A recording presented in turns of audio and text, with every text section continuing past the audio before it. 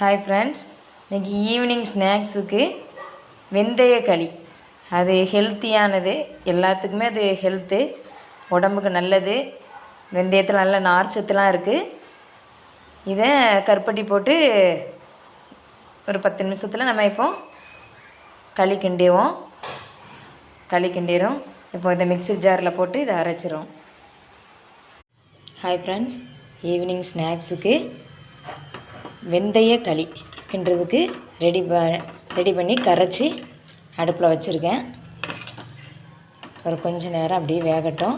அதுக்கப்புறம் கருப்பட்டி எடுத்து வச்சுருக்கேன். கருப்பட்டி தட்டி போட்டுக்கலாம். இப்போ கருப்பட்டி நல்லா இதை கலக்கி விட்டுக்கிட்டே இருக்கலாம். வெந்தய களி உடம்புக்கு ரொம்ப ஹெல்த்து. இது எல்லோரும் சாப்பிடலாம்.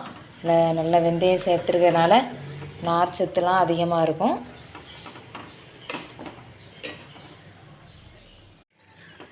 நல்லா கட்டி விழாமல் கலக்கிக்கிட்டே இருக்கணும். ரொம்ப நல்லது.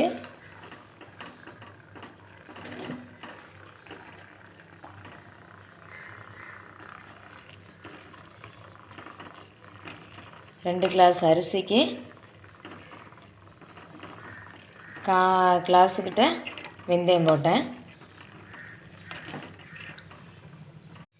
கருப்பட்டி போட்டுடலாம்.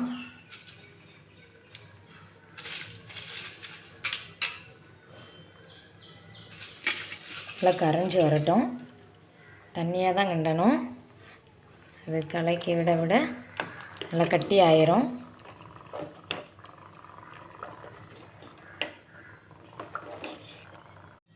கருப்பட்டி கலங்கி நல்லா கலர் மாறி வருது. கிண்டிகிட்டே இருக்கும், கட்டி விழாமல். இறக்கமிச்சில் தேங்காய் பூ கொஞ்சம் தூவி இறக்கிற வேண்டிதான். கொஞ்சம் அப்படி கிளறி விட்டுக்கிட்டே இருக்கலாம். தேங்காய் துருவி வச்சுருக்கு. தேங்காய் இருக்குது. இன்னும் கொஞ்சம் கட்டி ஆகணும்.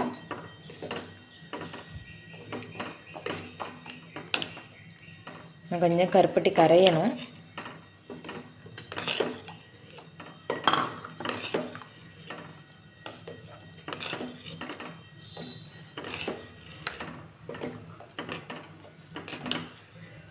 யாருக்கெல்லாம் வெந்தயக்களி பிடிக்குன்னு கமெண்ட் பண்ணுங்கள். சூடான வெந்தயக்களி ரெடி.